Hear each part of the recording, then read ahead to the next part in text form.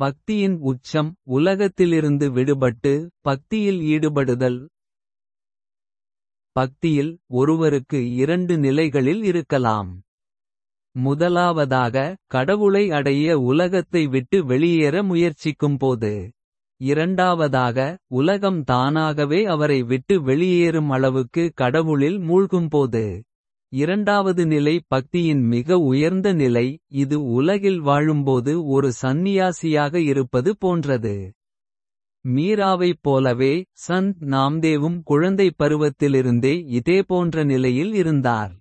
அவரது உடலும் மனமும் விட்டல் பக்தியில் மூழ்கியிருந்ததால் அவர் உலகில் வாழ்ந்தார். ஆனால் தனது புலன்களை இழந்தார். இந்த அத்தியாயத்தில் அவரது வாழ்க்கையின் இந்த காலகட்டத்தை பற்றி அறிந்துகொள்வோம். அதில் மறைந்திருக்கும் செய்திகளை புரிந்துகொள்வோம். நாம்தேவின் குடும்பம் மற்றும் பொருளாதார வாழ்க்கை. பழங்காலத்தில் குழந்தை திருமணம் பரவலாக இருந்தது. சமூக வழக்கப்படி நாமா என்ற சிறுவனுக்கு 11 வயது இருக்கும்போது ராஜாயி என்ற பெண்ணை மணந்தார். படிப்படியாக நாம்தேவும் ராஜாயியும் வளரத் தொடங்கினர். ராஜாயி ஒரு திறமையான பெண். அவள் வீட்டு வேலைகளில் மாமியாருக்கு உதவி செய்து வந்தாள். அவள் மாமனாருக்கு அவரது தொழிலில் உதவி செய்து வந்தாள். அவள் அவருக்கு சேவை செய்து வந்தாள். கணவனின் வழிபாட்டில் அவளுக்கு எந்த ஆட்சேபனையும் இல்லை. ஆனால் தன் கணவன் வழிபாட்டின் பெயரால் சும்மா இருக்கக்கூடாது. ஆனால் அவனது வாழ்வாதாரத்திலும் கவனம் செலுத்த வேண்டும் என்று அவள் விரும்பினாள். ஆனால் நாம்தேவ் பக்தியில் மூழ்கியிருந்ததால் உலக விவகாரங்களில் அவருக்கு எந்த ஆர்வமும் இல்லை. அவரது உடல் குடும்பத்தில் இருந்தது. ஆனால் அவரது மனம் எப்போதும் விட்டலின் பாதங்களில் லயித்திருந்தது. அவரது மனைவி மற்றும் தந்தையின் வற்புறுத்தலின் பேரில் அவர் துணிகளை விற்க சந்தைக்குச் செல்வார். ஆனால் சில சமயங்களில் வழியில் ஒரு மரத்தடியில் ஓய்வெடுக்கும் போது அல்லது சந்தையில் அமர்ந்திருக்கும் போது அவர் தியானத்தில் மூழ்கிவிடுவார்.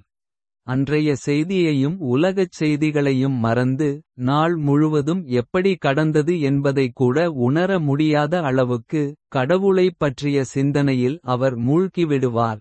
நாள் முழுவதும் ஒரு மயக்க நிலையில் இருப்பது போல.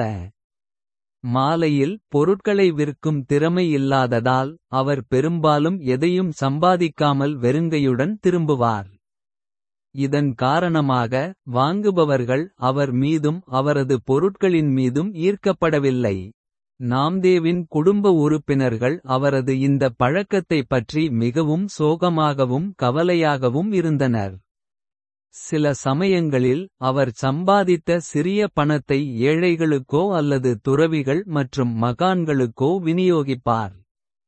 இந்த வழியில் அவரது ஆன்மீக இயல்பு உச்சத்தில் இருந்தது என்று கூறலாம். ஆனால் பொருளாதார முன்னேற்றத்தை பொறுத்தவரை அவர் பூஜ்ஜியமாக இருந்தார். ஆனால் கடவுளின் பாதங்களில் தன்னை சரணடைந்தவர் கடவுளே அவரை கவனித்துக் கொள்கிறார் என்று கூறப்படுகிறது. சந்த் நாம்தேவ் தனது வாழ்க்கையில் எதற்கும் ஒருபோதும் பற்றாக்குறையை ஏற்படுத்தவில்லை.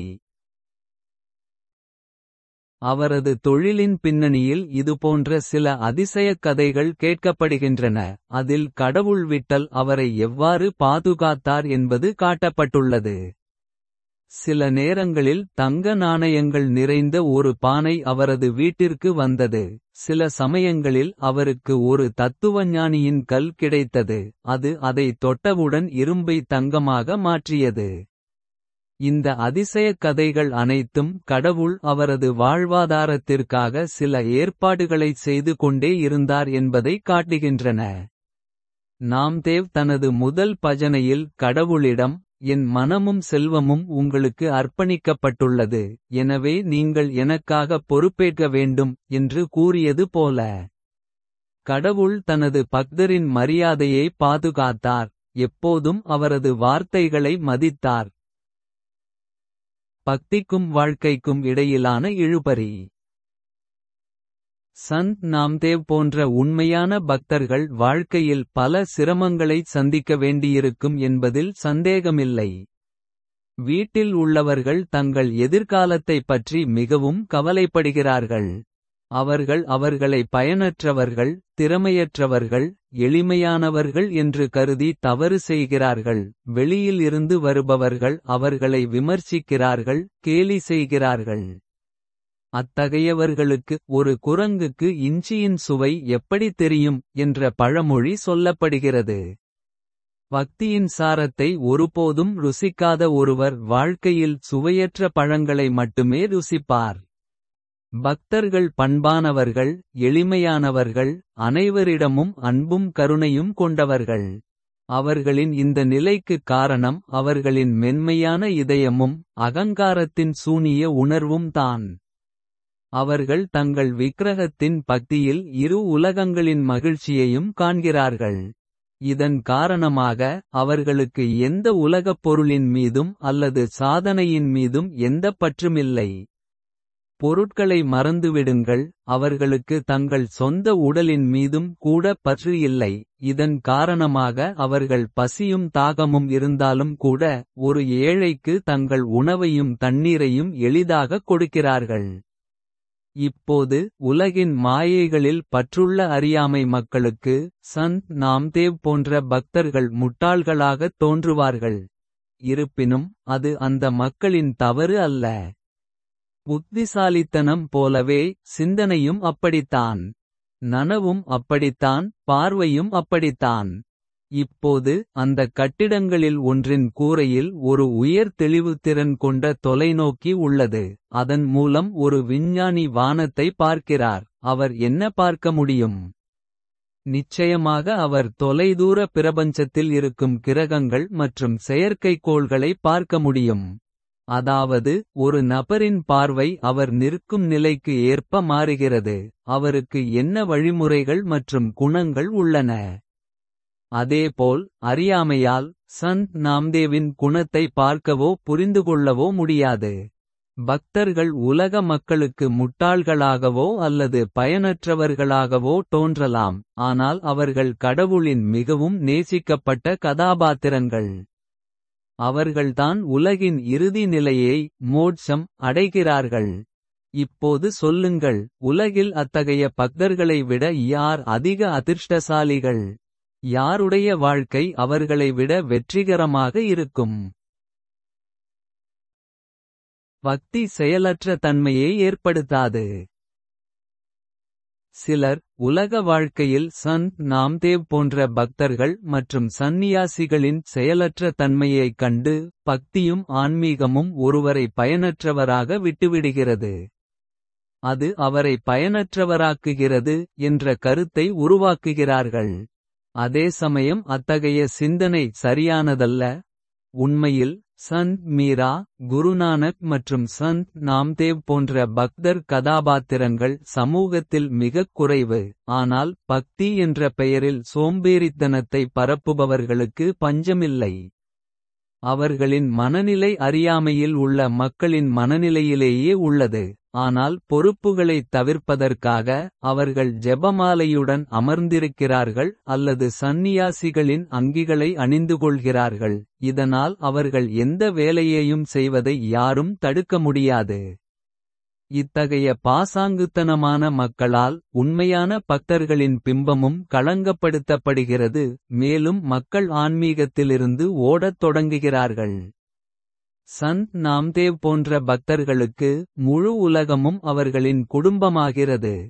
அத்தகைய சூழ்நிலையில் தங்கள் தனிப்பட்ட குடும்பத்தின் பொறுப்பை விட்டுவிட்டு அவர்கள் முழு உலகத்தின் பொறுப்பையும் எடுத்துக்கொண்டு எண்ணற்ற மக்களை இரட்சிப்பின் பாதையில் வழிநடத்துகிறார்கள். இலட்சிய வாழ்க்கை. சந்த் நாம்தேவின் வாழ்க்கை அவரது தெய்வீகத் திட்டத்தின்படி சென்றது. அதில் அவர் உயர்ந்த வெளிப்பாடுகளை செய்ய வேண்டியிருந்தது. ஒவ்வொருவரின் வாழ்க்கையும் அவரது தெய்வீகத் திட்டத்தின்படி செல்கிறது. ஆனால் ஒரு பாதை அனைவருக்கும் சரியானதல்ல. சந்த் கபீர் மற்றும் சந்த் ரைதாஸ் உலகில் வாழ்ந்தபோது பக்தி செய்தனர். ஆதி சங்கராச்சாரியார், சுவாமி விவேகானந்தர் சந்நியாசம் எடுத்தனர்.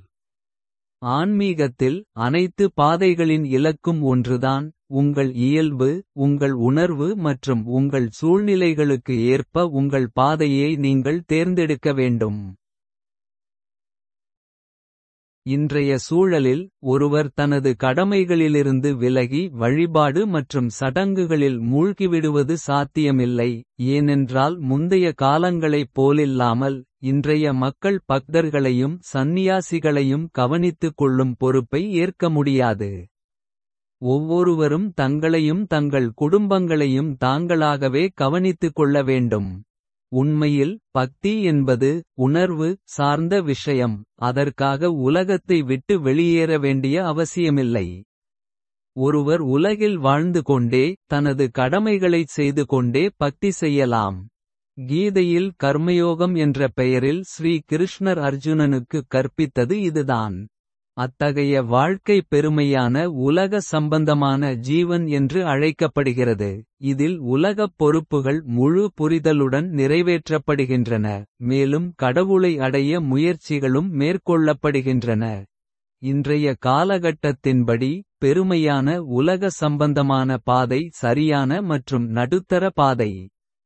இது சந்நியாசத்திற்கும் உலகத்திற்கும் அப்பாற்பட்ட ஒரு பாதை. இதில் 2 வகையான வாழ்க்கை முறைகளின் நேர்மறையான அம்சங்களையும் இணைப்பதன் மூலம் ஒரு சமநிலையான வாழ்க்கை வாழ்கிறது. பெருமையான உலக சம்பந்தமான உயர்ந்த அறிவைப் பெறுகிறார். உலகில் வாழும்போதே பக்தி செய்கிறார். அவர் தனது நாக்கில் அறிவையும் பக்தியையும் வைத்திருப்பது மட்டுமல்லாமல் அதை தனது நடத்தையிலும் வடிவமைக்கிறார். அவரது நடத்தையை பார்த்து குடும்பம் மற்றும் சமூகத்தைச் சேர்ந்தவர்களும் சத்தியத்துடன் இணைவதற்கு உத்வேகம் பெறுகிறார்கள். நான் உடல் அல்ல என்ற உண்மையை அவர் அறிவார். உலகம் கடவுளின் விளையாட்டு என்பதையும் அவர் அறிவார். எனவே அதில் சிக்கிக் கொள்ளாமல் அல்லது பற்றுதல் இல்லாமல் ஒரு பேரின்ப வாழ்க்கையை வாழ்வதன் மூலம் அவர் தனது பங்கை சிறப்பாகச் செய்கிறார். அடுத்த பதிவில் சந்த் நாம்தேவின் சில அற்புதமான கதைகள். கௌரவத்தை காப்பாற்றுங்கள். ஹரி கேட்கலாம்.